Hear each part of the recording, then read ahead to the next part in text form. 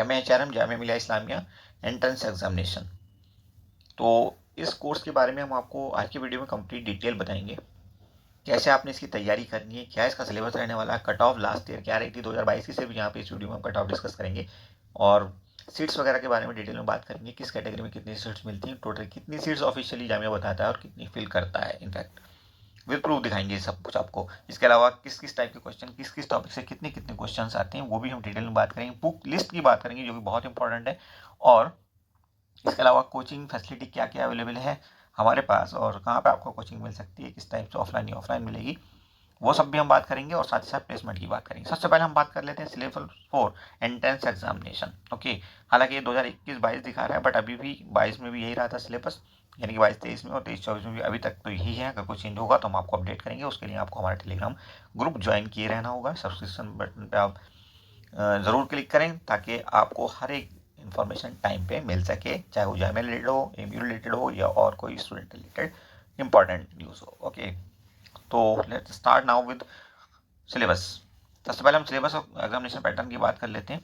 तो सिलेबस को देखिए, यहाँ पे इन्होंने 3 कैटेगरीज में डिवाइड किया हुआ, बिजनेस एंड जनरल अवेयरनेस। तो बिजनेस को तो आप बिजनेस ना माने, ये आपका सिर्फ HR रिलेटेड और लेबर रिलेटेड जो कहना चाहिए क्वेश्चन होते हैं, लेबर लॉ रिलेटेड बेसिक सवाल, वो यहाँ पे पूछे जाते हैं। इसके अलावा GS में भी 2 पार्ट हो गए हैं। तो GS में एक आता है करंट अफेयर, जिससे काफ़ी ज़्यादा सवाल पूछे जाते हैं, और दूसरा होता है आपका स्टैटिक GS या GK। ओके, जिसमें साइंस, हिस्ट्री वगैरह के बहुत जो इंपॉर्टेंट सवाल हैं वो पूछे जाते हैं।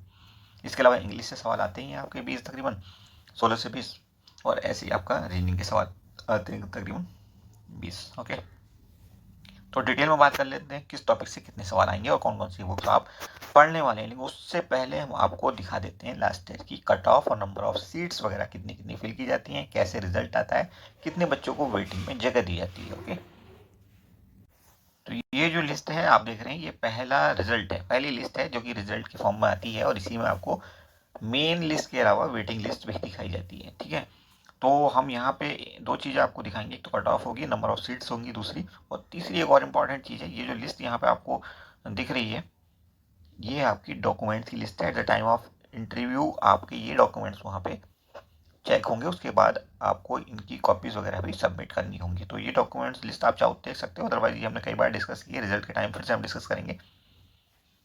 बहरहाल वीडियो पॉज करके आप चाहो तो देख भी सकते हो। उसके बाद रिजल्ट की बात कर लेते हैं। First list of selected candidates यहाँ पे आप देख सकते हैं, और ये आपकी रिजर्वेशन पॉलिसी के हिसाब से ये मेजर कैटेगरीज हैं जो जामिया रिजर्वेशन देता है। 50% जनरल को, उसके बाद 30% मुस्लिम OBC को, सॉरी मुस्लिम कैटेगरी में, उसके बाद मुस्लिम OBC और मुस्लिम वुमेन को भी कुछ सीट्स रिजर्व होती हैं। इसके अलावा जम्मू एंड कश्मीर कैटेगरी में और कश्मीरी माइग्रेंट कैटेगरी में 5-5% सीट अलग से होती हैं।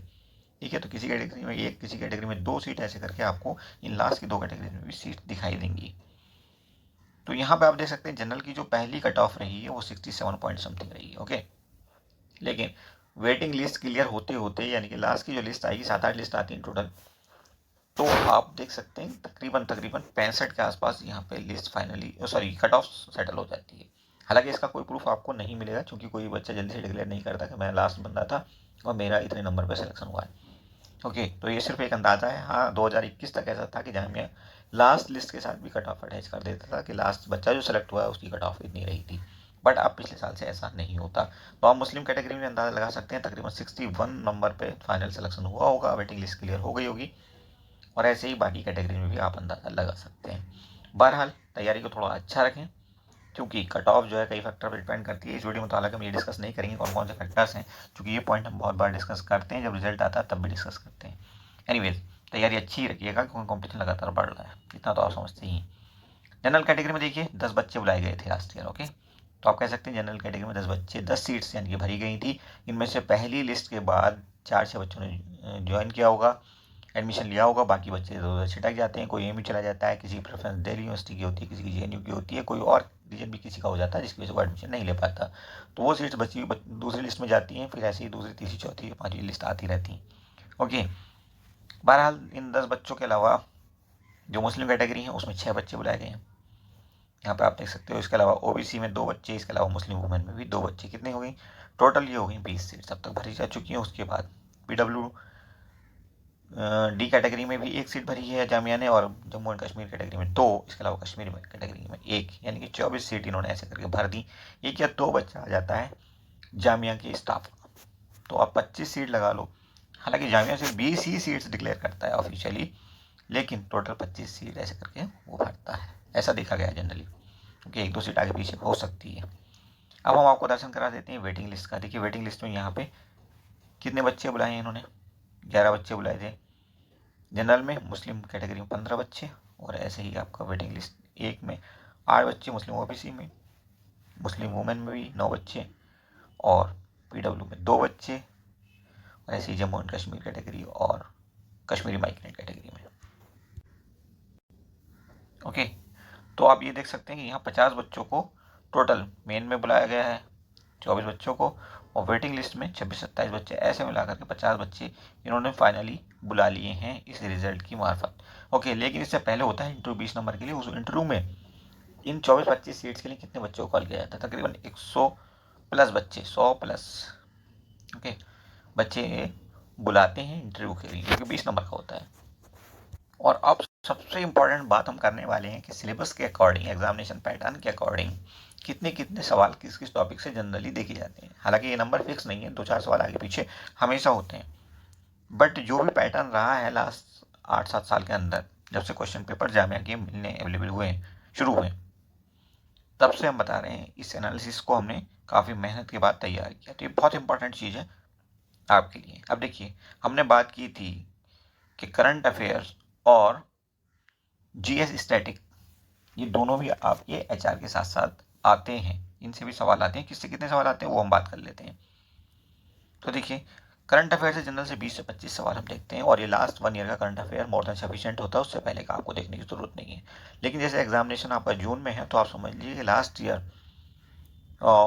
अप्रैल से आपको देखना पड़ेगा करंट अफेयर्स के, पूरे एक साल का करंट अफेयर तो आपने देखना पड़ेगा, क्योंकि 20 से 25 सवाल बहुत वैल्यू रखते हैं। ओके, और अगर हम जीएस की बुक की बात करें, तो यहाँ पे आपको जो बुक पढ़नी होगी वो अरिहंत की करंट अफेयर्स की बुक मोर देन सफिशिएंट होती है, वो आप पढ़ लेंगे। ओके, अब बात कर लेते हैं स्टैटिक जीएस की। तो स्टैटिक जीएस के भी तकरीबन 11 से 15 सवाल पूछे जाते हैं। इसको, ये थोड़ा गलत लिखा गया, इसको आप इग्नोर करना। ओके, तो 11 से 15 सवाल आपके आते हैं स्टैटिक जीएस में। आप समझ सकते हो साइंस से रिलेटेड सवाल होते हैं, हिस्ट्री ज्योग्राफी के जो बहुत ही इंपॉर्टेंट सवाल होते हैं वो होते हैं। ओके, बहरहाल अगर आपने स्टैटिक जीएस पढ़ना तो आप यहाँ पे अरिहंत की जीएस की बुक ले सकते हैं, स्टैटिक जीएस के लिए अलग से आती है। ओके, तो वो आप पढ़ सकते हैं। अब बात कर लेते हैं हम एचआर रिलेटेड सवाल या लेबर लॉज रिलेटेड जो सवाल आते हैं वो कितने होते हैं। तो तकरीबन 8 से 10 होते हैं, यहाँ पे भी मेंशन हो गया। ओके, तो 8 से 10 सवाल जो है वो आपके एचआर पॉलिसी से रिलेटेड होते हैं। इसी को आप बिजनेस पार्ट कह सकते हो, बिजनेस का जो टॉपिक दिया था सिलेबस में वो यही सवाल थे। तो 8 से 10 सवाल काफ़ी इंपॉर्टेंट है, और इनके लिए आपको बुक पढ़नी पड़ेगी। एक बुक आती है यूजीसी नेट के लिए, तो नेट में के प्रीवियस ईयर क्वेश्चन पेपर उसमें दिए होते हैं, वो आप ले लेना। उसमें आपके ये सारे सवाल हो जाएंगे, और साथ ही साथ आपकी नेट की तैयारी हो जाएगी। नेट चाहो तो आप पहले सेमेस्टर में दे सकते हो, जैसे आप एडमिशन लोगे फॉरन भी नेट दे सकते हो, तो वो तैयारी भी आपके साथ साथ हो जाएगी इसी बुक से। अब बात करते हैं रीजनिंग सी। रीजनिंग की कितने सवाल आते हैं रीजनिंग से, तो तकरीबन 20 से 22 सवाल, काफ़ी बड़ा वेटेज है रीजनिंग का, लेकिन इसमें सिलेबस भी थोड़ा ज़्यादा होता है। कौन कौन से इंपॉर्टेंट टॉपिक होते हैं जो आपने रीजनिंग में पढ़ने होते हैं, जैसे वेन डायग्राम हो गया आपका, कैलेंडर हो गया आपका। ओके, इसके अलावा आपका अरेंजमेंट आते हैं डिफरेंट टाइप के, कि कुर्सी के चारों तरफ बैठ गए, सॉरी राउंड टेबल के चारों तरफ बैठ गए, या फिर रो में बैठ गए, तो आप उसे रो या रैंक टाइप के सवाल भी कह सकते हो। सीरीज कंप्लीशन के लिए आती है तमाम तरह की, अल्फाबेटिकल सीरीज या मिक्स सीरीज या फिर नंबर सीरीज वगैरह वगैरह। डायरेक्शन या ब्लड रिलेशन से रिलेटेड भी सवाल आते हैं। वेन डायग्राम तो हमने आपको बता ही दिया है। ओके, तो ये कुछ इंपॉर्टेंट टॉपिक्स हैं जो कि आपने पढ़ने होते हैं। बुक की अगर हम बात करें तो एसएससी लेवल की कोई भी बुक आप पढ़ सकते हो, और इसमें बेसिक आपकी क्लियर होनी चाहिए। अगर आपकी बेसिक क्लियर नहीं होगी तब आप फंस जाएंगे, तो बेसिक का ध्यान रखना ताकि एक भी सवाल आपका छूट करके ना जाए। और एक और टॉपिक इंपॉर्टेंट है, वो है आपका इंग्लिश लैंग्वेज का, जिसमें 16 से 20 सवाल जनरली देखे गए हैं ग्रामर से रिलेटेड। तो ये ग्रामर से रिलेटेड सवाल कौन कौन से टॉपिक से पूछे जाते हैं भाई, ये आपकी इंग्लिश ग्रामर, जैसे आपका एक्टिव पैसिव है, डायरेक्ट इनडायरेक्ट है, एंटोनिम सिनोनिम है, वन वर्ड सब्स्टिट्यूशन है, सब्जेक्ट वर्ब एग्रीमेंट है, यूज ऑफ आर्टिकल है, use of preposition, use of noun pronoun etcetera, conjunction, adjectives वगैरह वगैरह। ये सब जो मतलब जनरल आपकी ग्रामर आती है उससे रिलेटेड आपके टॉपिक्स हैं, और इनके लिए बुक आप पढ़ सकते हो। रेनर मार्टिन की बुक आती है, वो आप पढ़ सकते हो। या न्यू लाइट एक बुक आती है इंग्लिश ग्रामर की, वो भी आपकी सफिशिएंट कवरेज दे देगी, उससे भी कोई सवाल बाहर नहीं निकलता है। तो ये आप कुछ बुक्स पढ़ सकते हो। इसके बाद हम बात कर लेते हैं जीडी या इंटरव्यू के लिए।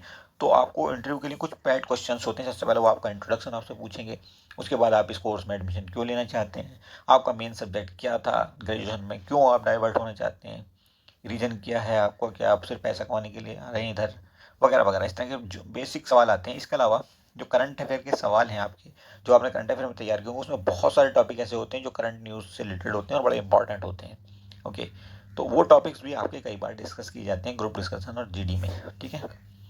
और साथ ही साथ आपसे सवाल जब इंटरव्यू में पूछे जाते हैं वो भी उस टॉपिक से रिलेटेड बहुत ज़्यादा होते हैं। तो करंट अफेयर को आप अच्छे से तैयार करें, उससे आपको जीडी में भी आपको हेल्प मिलने वाली है। इस ढंग से अगर आप जीडी तैयार करेंगे 100% आपके बहुत ही अच्छे 20 में से 15-16 नंबर आपके कहीं भी नहीं गए।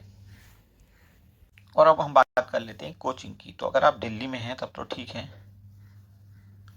आप ऑफलाइन कोचिंग भी कर सकते हैं, चाहे तो हमारे पास या फिर किसी और के पास, जहाँ पे आपको सूटेबल लगे, ठीक है। और फ़ी की अगर हम बात करें तो तकरीबन 6,000 से स्टार्ट होकर के इस फी जो है 10,000 तक जनरली यहाँ पे जामिया नगर के आसपास, जामिया यूनिवर्सिटी के आसपास आपको लगती है डिफरेंट कोचिंग इंस्टीट्यूट्स में ऑफलाइन मोड में। लेकिन अगर आप दिल्ली में नहीं हैं, दिल्ली से बाहर हैं और आप 100% सिलेक्शन चाहते हैं, तो आप हमारे साथ जुड़ करके ऑनलाइन कोचिंग भी कर सकते हैं। वहाँ पर आपको अच्छी खासी प्रैक्टिस करा दी जाएगी, पीडीएफ की फॉर्म में आपको स्टडी मटेरियल दे दिया जाएगा, और यहाँ पर आपको वन टाइम फी सिर्फ लगेगी 2000 रुपीज़, जो इस साल के लिए। मे बी नेक्स्ट ईयर कुछ चेंज हो जाए इसमें, but 2000 rupees with in next 2-3 days आपने 2 दिन क्लास करने के बाद पे करना होता है।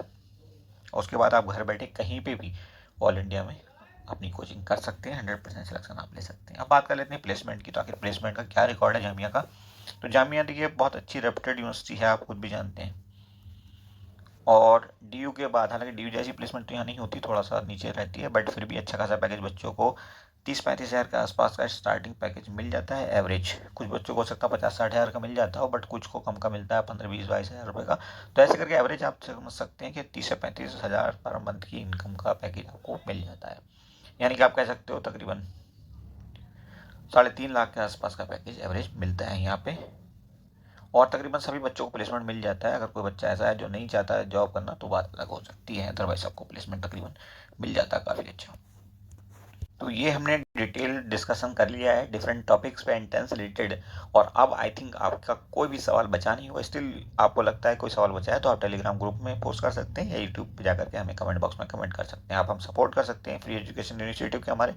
और थैंक्स का बटन दबा करके यहाँ पे आप कुछ अपना कंट्रीब्यूशन चाहते हैं तो वो भी आप कर सकते हैं। बहरहाल इस वीडियो को देख करके अगर आप सीरियसली इस पर अमल करेंगे तो 100% घर पर बैठे बैठे आपकी विदाउट कोचिंग भी 100% सिलेक्शन गारंटेड है, इतना पक्का है। Okay, thank you for watching, see you soon.